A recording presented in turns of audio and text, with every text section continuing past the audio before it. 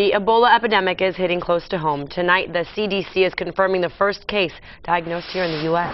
San Diego 6's Amanda Shotsky live at Scripps Institute in La Jolla, where researchers have been working on a drug to fight Ebola. Amanda. Yeah, Jim, Netta, the CDC says it's still unclear how that patient contracted the Ebola virus. This as health officials continue to try and track down family, friends, and anyone who might have come into contact with that person in the last few weeks. But as far as the virus coming to the U.S., well, researchers here say it was only a matter of time. The team at Scripps Research Institute in La Jolla, working to treat the Ebola virus, got the news just like everyone else. My administrative assistant walked through the lab and she just saw it on CNN and she said, "It's here," and I thought, there goes my afternoon. Tuesday afternoon, the CDC confirmed the first patient to be diagnosed with the deadly virus in the U.S. is being treated in Dallas, Texas.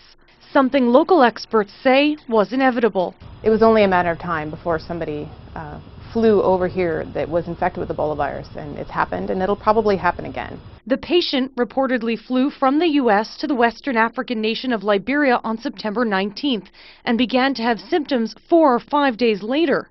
On September 28th, he was admitted to the Texas hospital and put into isolation. We do not believe there is any risk to anyone who was on the flight at that time. That's because Ebola is not contagious until someone shows symptoms.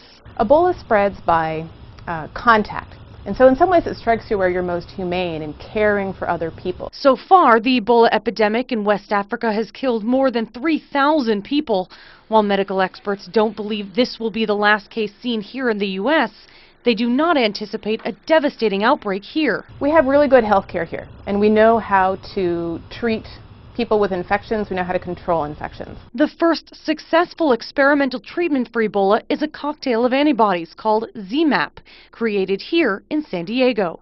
It works to stop the virus before it has a chance to spread. In my lab, we generate the roadmaps to understand where the cracks in the virus's armor are and how we can defeat it. It's not clear if the infected patient is receiving ZMapp. Health officials will only say he's under intensive care. Now, as you just heard in that piece, Ebola is only contagious if the person is showing symptoms. Now, interesting to note, those symptoms can take up to 22 days to show after a person is infected. Now, those symptoms, they include muscle weakness, fever, pain, headaches, and a sore throat. Of course, these are symptoms of so many other things. Of course, if you are feeling a number of these symptoms, any one of them, you're encouraged to call your doctor. For now, reporting live in La Jolla, Amanda Shotsky, San Diego 6 News.